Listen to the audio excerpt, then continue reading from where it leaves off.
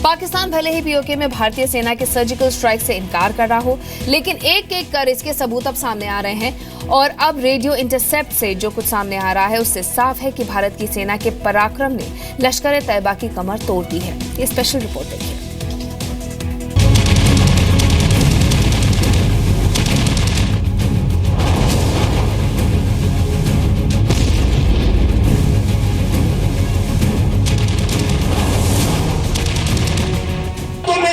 चलेगा पाकिस्तान के फौजी जवान किस तरह इंतकाम लेते हैं, सर्जिकल स्ट्राइक्स क्या होती है। इंशाअल्लाह हम तुम्हें पढ़ाएंगे, सर्जिकल स्ट्राइक्स भी हम तुम्हें पढ़ाएंगे। खिसियानी बिल्ली खंबा नोचे, ये कहावत आतंकी फैक्ट्री चलाने वाले हाफिज सईद पर 100% खरी उतर रही है।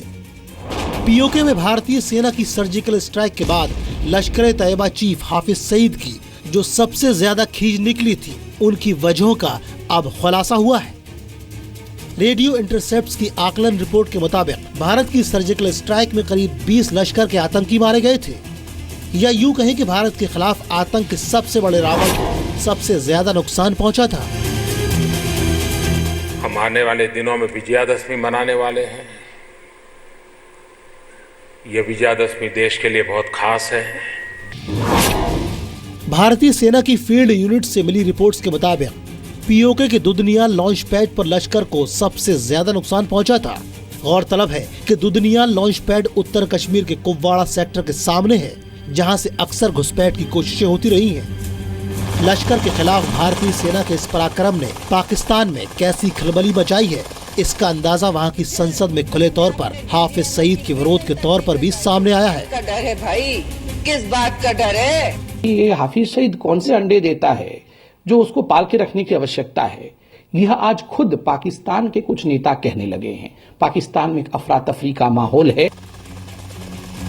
सूत्रों के मुताबिक 28 और 29 सितंबर की रात को पीओके में सर्जिकल स्ट्राइक को भारतीय सेना की 5 टीमों ने अंजाम दिया था। भारतीय सेना को पीओके में केल और दुदनियाल कैंपों को पूरी तरह तबाह करने का निर्देश दिया गया था और भारतीय सेना ने पूरी सावधानी और तत्परता के साथ पाकिस्तान सैन्य पोस्ट की निगरानी में आने वाले 4 आतंकी कैंपों पर जबरदस्त धावा बोला था।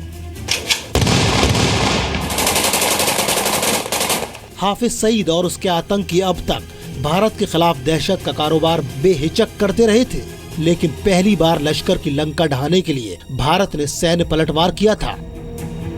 ये भारत की उस बदलती हुई रणनीति का संकेत है, जहां मजबूत देश के लिए मजबूत सेना की जरूरत को न सिर्फ समझा जा रहा है, बल्कि उसके लिए राजनीतिक इच्छा शक्ति भी दिखाई जा रही है।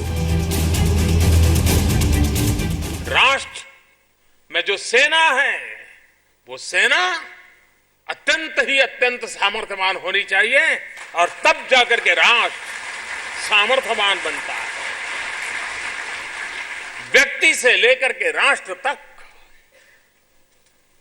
वे सामर्थ्यवान, बलशाली, और बलशाली का मतलब किसी के लिए नहीं, किसी के विपक्ष में नहीं है। हम अगर सुबह घंटा पर कोई एक्सरसाइज करता है तो पड़ोसी को डरने की जरूरत नहीं कि भी वो मेरे लिए कर रहा है।